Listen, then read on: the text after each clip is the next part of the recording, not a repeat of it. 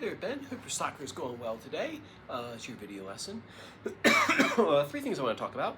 I'll go down the list, and if you have questions at the end or want me to look at anything, feel free to have your mom or dad shoot me over a message, and I will do my best to answer. So let's get to it. So cool. Thank you for sending those videos over. Super helpful to see what you're working on. I'll start at the top and work my way down. So I'll start with How Book. Sounds good. It sounds like you got the tune in your ear. My suggestion for that one is find the hardest part and how fast, or the speed that you play the hardest part at is what you do the whole thing. When you're playing your, let's see, you were playing 145. If I flip to that real quick. Seems to be marching in. So the first part's not too bad, right? This is pretty memorable right here, going the, track my notes. And the second half is always a little harder to remember. And then, but if you find that part harder, play the first part the same speed, so that way there's no fluctuation in tempo. So the whole thing should be played at a consistent tempo, not, oh, I can play the first part really quickly because it's easy for me, or I remember that part better. And then, oh, I get to the harder part, I'm gonna slow down. When you're performing something, you want to go, okay, how fast can I play the hardest part of this thing? And that's kind of like your standard of like how fast you do this. I do that all the time, even though like I might be able to play one section of a song quicker. I go, okay, I'm gonna play the whole thing at one speed to make sure I can consistently play through at a smooth tempo for performance. So that's what I would do with this one. It sounded great. Like I said, just the tempo thing, I don't think you should spend a whole week on fixing that. Maybe just kind of like touch it up for next time. And then I'd like you to do number 46. There's no new concepts in there. It's just kind of building off of what we did last time. So go ahead and do number 46. We'll check that box, and then we'll move off to notes in the fifth string. Cool, do that for me. And then the next thing is you're about ready to test out of level 2 and into level 3, which is a big deal because we get harder riffs, or faster riffs, and faster moving around. And this next one is like, kind of like a prep exercise for all that stuff. Now that you're playing power chords and can move around, do bars, we're gonna talk about that in a second. We need to finish that up. What we want to start doing is starting to connect the pentatonic boxes across the fretboard. And that's how, like, say, like, for example, we're going to look at Arctic Monkeys or Arcade Fire. That's what a lot of those bands do. Like, or for example, like Rage, Smashing Pumpkins, all those bands, they use what are called ladders. And I want you in the studio when I show you this. I think we might even touch upon it a little bit last time. I had in my notes, but in case I didn't, we'll touch upon it next time that you're in here in person.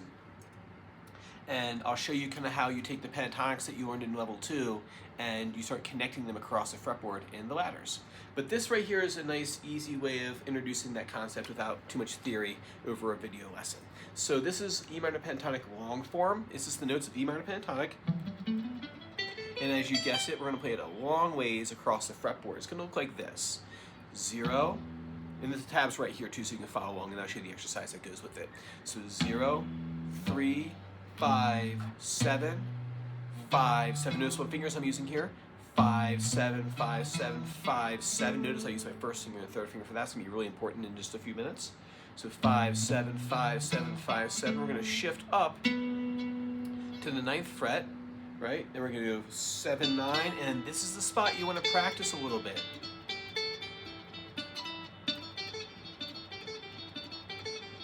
That little funky little turn, that little turn of the hand, we're going from 7th fret, or 7th position and 8th position, then up here to 12, then 10, 12. So you have this. And then you want to reverse it, come back down.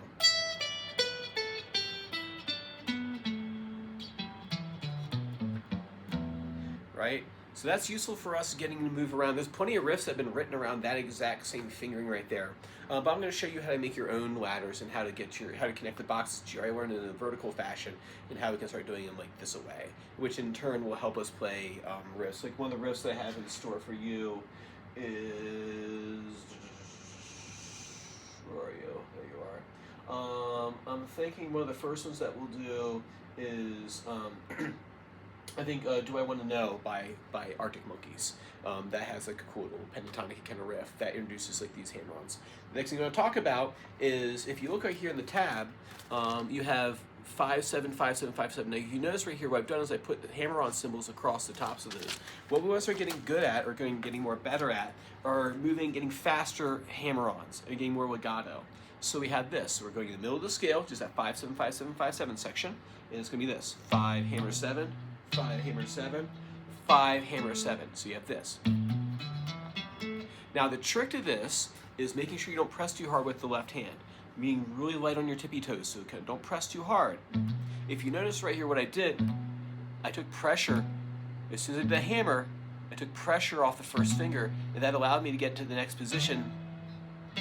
So a good exercise for this would be the hammer, lift off pressure, get the next finger ready.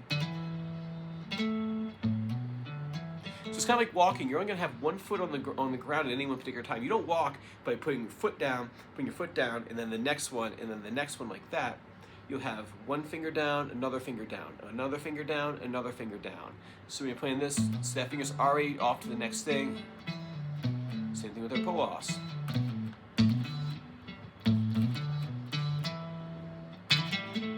So when I'm playing those, hammer, release pressure. So I'm shifting the pressure off that first finger, and that allows me to get to that next position.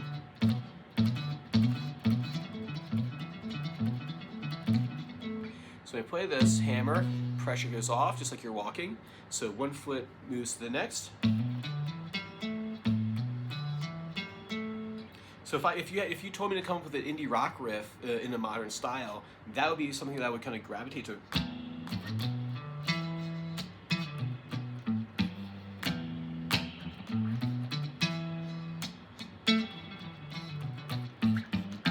So if you ask me to come up with an a la Arctic Monkeys or Arcade Fire riff, I might do something like this.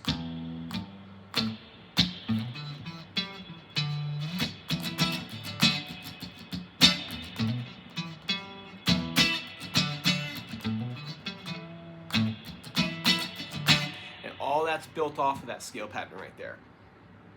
Cool. And then number 3, to check off this box, are bar chords. What you're going to do for this one, it's a B minor bar chord. What you can do to build it out is you start with a B5 power chord. That's right here at the 2nd fret. Right? So you can see I have my first finger here is muting those top 2 strings. What we're going to do is we're going to take that 2nd finger and replace that. And I know we already did a little bit of bar chords, so I'm going to kind of just do a quick review over top of this. Is you put that 2nd finger down here on the 2nd string, 3rd fret, and then what you're going to do is you're going to lean that finger in. Instead of having it touch those 2 strings, you're going to bring it slightly back towards your body, apply pressure, and you'll have yourself a B minor bar chord. Notice when I go from an A chord, what my thumb does. Right? You got that thumb right there, and when I go to the B minor, my thumb drops, my hand goes horizontal. So A chord, my thumb is up high, right? And I go to the bar chord, and I drop my hand, and I go horizontal. So I'm doing this turn right here. It's like you're turning a doorknob. So you're rotating that forearm, and you're bringing your arm back in towards yourself. So here, I rotate my forearm, and I bring my arm back into myself. I'm dropping the thumb. All those things are happening at the same time. And I get to that B minor chord right there. So here, I drop the thumb, rotate. Right? So practice that. Switch this week for, this tune is called Kids. It's by One Republic. I'm going to give you the simple strum for it this week, and then I'll give you the funkier strum next time. I think if I remember correctly.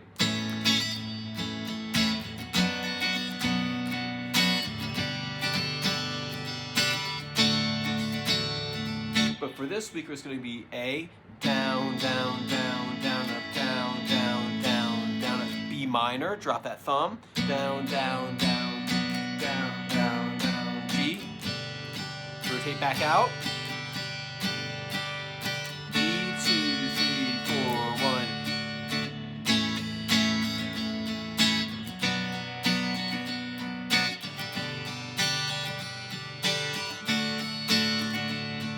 And then you have the bridge, it's just one strum on those. So D, 1, 2, 3, 4, E minor, 2, 3, B minor, 1, 2, 3, 4, 2, G.